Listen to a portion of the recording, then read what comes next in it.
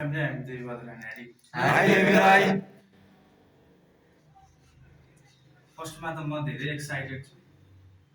एकदमै हृदयदेखि नै आज एकदमै वन्डरफुल मोमेन्ट मेरो लागि चाहिँ है अनि एकदम हृदयदेखि नै तपाईहरु सबैजनाले मलाई जति पनि आशीर्वाद अनि एउटा हेल्पफुल लङ लाइफसम्म रिकभरी बस्नको लागि जति पनि सपोर्ट गरिदिनु भयो माया गरिदिनु भयो अन्तरात्मादेखि हृदयदेखि नै धेरै सपोर्ट गर्नुभएको छ तपाईहरुको पनि धेरै ठुलो हात छ मलाई यो स्टेजसम्म र आजको दिनसम्म नसारै बस्नको लागि अनि मेरो सानो इच्छा शक्तिले गर्दाखेरि पनि म चाहिँ नसारै भएको 2 वर्षसम्म एकदम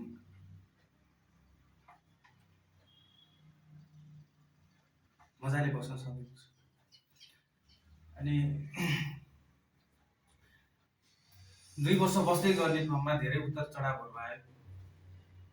धेरै नराम्रो सोच विचारहरू पनि आयो धारणाहरू पनि आयो गलत गरौँ के गर्छ र यो प्रोग्रामले के काम लाग्छ र यो प्रोग्राम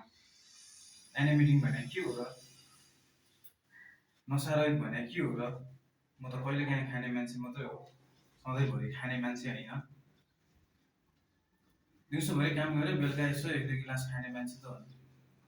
त्यो मेन्टली बोकेर हिँडिराखेको मान्छे बल जबरजस्ती मान्छे लगाएर समातेर मलाई 4 दिवारभित्र हाल्दियो सुधार केन्द्रमा हाल्दियो त्यस्तो नराम्रो सोचहरू आइरहेको आज जति पनि पोजिटिभ सोच आएको छ जति पनि राम्रो विचार आएको छ जति पनि राम्रो धारणा आएको छ जति पनि राम्रो अभ्यास गरेको छु लाइफ के हो भनेर समय के हो भनेर सिकेको छु सबै यो थडाई तेस्रो आँखा लागु औषध मदपान उपचार तथा पुनर्स्थापना केन्द्रबाट चाहिँ मैले सिक्ने मौका पाएँ त्यसको लागि हृदयदेखि नै एकदमै यो संस्था सञ्चालक सम्पूर्ण बोर्ड मेम्बर लगायत यहाँ बस्नुहुने सम्पूर्ण फेलो ब्रदर अनि यो संस्था चलाउनु भएको दाजुभाइ दिदीबहिनीहरू सबैजनालाई मेरो हृदयदेखि नै धन्यवाद व्यक्त गर्न चाहन्छु र यसरी नै सम्पूर्ण जति पनि मलाई माया गरिरहनु हुने हेरविचार गरिरहनु हुने टेक केयर गरिरहनु हुने बोर्ड मेम्बर लगायत सम्पूर्णले मलाई यति राम्रोसँग टेक केयर गरेर आज यति राम्रो शरीर यति राम्रो दिमाग यति राम्रो विचार यति राम्रो धारणा मलाई दिनुभएको छ सिकाउनु भएको छ उहाँहरूलाई चाहिँ अन्तरात्मादेखि नै एकदमै आभारी भएर धन्यवाद व्यक्त गर्न चाहन्छु र म यसरी राम्रो भएर बस्नुमा यो संस्थाको धेरै ठुलो हात छ मलाई थाहा छ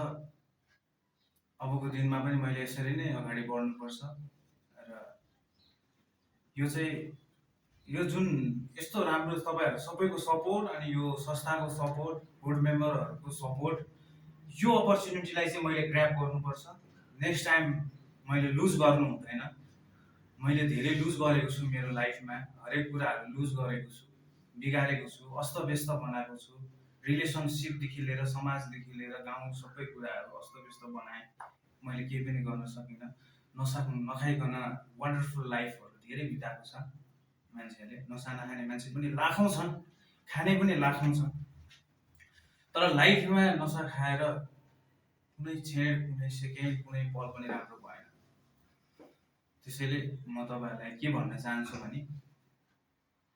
नसा नखाए पनि जीवन राम्रो छ धेरै नै राम्रो छ र सुन्दर छ जहाँ हेरे त्यही राम्रो देखिन्छ सबैजना राम्रो देखिन्छ पोजिटिभ सोच आउँछ राम्रो धारणा आउँछ सबैलाई माया गरौँ लाग्छ कसैले मलाई माया गरोस् भन्ने एक्सपेक्टेसन म राख्दिन आजको दिन म आफैलाई माया गर्छु मेरो शरीरलाई माया गर्न जानेको छु जुन दिन म नसा खाएर हिँड्दाखेरि मेरो घुँडामा रगत आउँदाखेरि पनि मलाई मतलब हुन्थेन पुछेर म हिँड्दिन्थे आजको दिन सानो छेस्काले घोच्यो भने पनि दुख्छ मलाई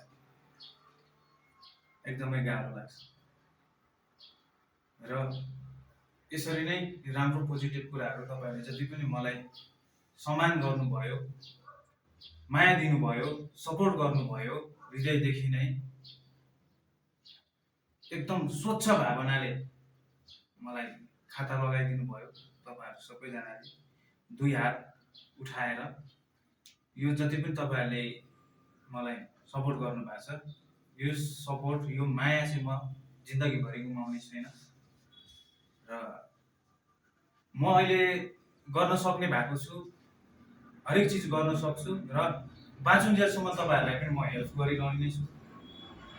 कुनै पनि खालको समस्या, कुनै पनि खालको टेन्सन, कुनै पनि खालको दुःख पीडा भयो भने तपाईँहरूले मलाई सोध्न सक्नुहुन्छ, म भनिदिन्छु। मेरो एक्सपिरियन्स अनुसार म सेयर गरिदिन्छु। किन भन्दाखेरि मेरो पनि लाइफमा धेरै उतार चढावहरू आयो, धेरै नराम्रो सोचहरू आए, म पनि रोएँ, म पनि कराएँ, म पनि उफ्रेँ। रातभरि 3-4 घन्टा निद्रा लाग्थेन मलाई पनि। कसले समाए, कसले के गर्यो, किन यस्तो जेल जस्तो ठाउँमा म आउनु पर्यो भन्ने नराम्रो सोचहरू पनि म बिताइरहेको मान्छे, मलाई एक्सपिरियन्स राम्रो छ। र जिन्दगीभरि तपाईँहरूलाई म सपोर्ट गर्नेछु र तपाईँहरूले पनि मलाई जिन्दगीभरि यसरी नै सपोर्ट गरिरहनुहुन्छ भन्ने आशा गर्दै मेरो 2 शब्द यहीँ समाप्त गर्न चाहन्छु। Thank you family.